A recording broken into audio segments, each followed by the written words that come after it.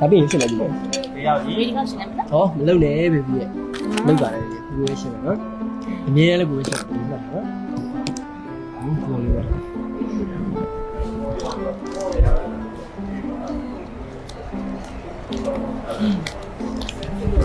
ကိုဘေဘီကိုပေးစားတစ်ခုရှိတယ်ခဏစားနော်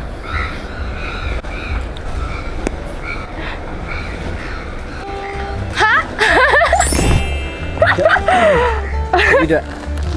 ဒီပဲတကားမလက်ဆောင်ရဘူး ပြောလားနေကြံသေးရ ဟာ ကိုယ်အိတ်ကနဲ့လိုက်ကြည့်လိုက် ဟာ လိုက်ပါဒီနဲ့ ဟိုင်းလေ ဒါဒီပြီးတော့ ဟာလက်စ ဆက်ပြီး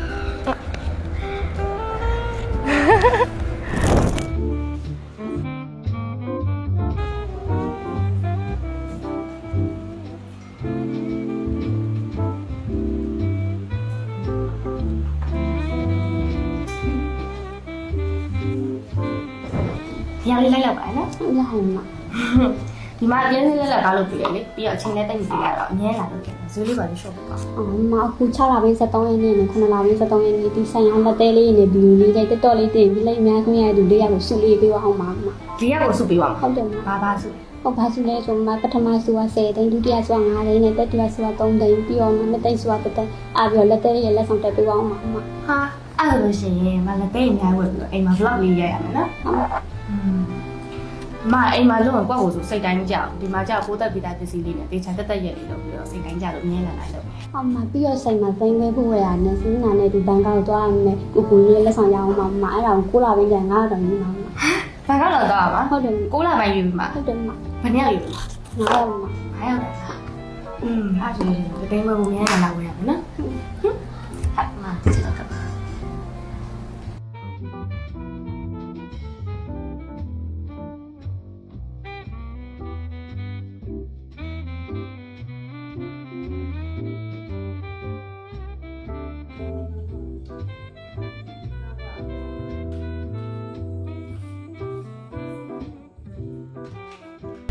ကိုလေးမဟိုယူလိုက်တာနည်းနည်းလေးများပါလို့ဘယ်လောက်လဲ ဟုတ်ပါမှာတွက်ပေးမယ်နော်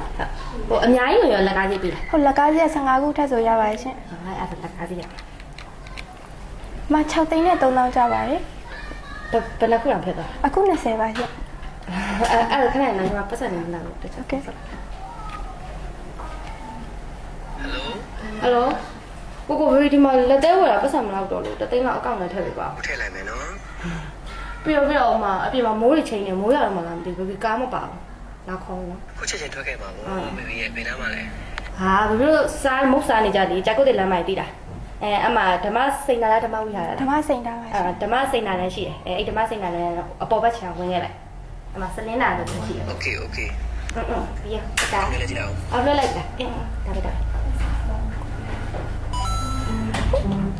ဆယ်လေးရလွှဲလိုက်တယ်အော်ချက်ရှင်နော်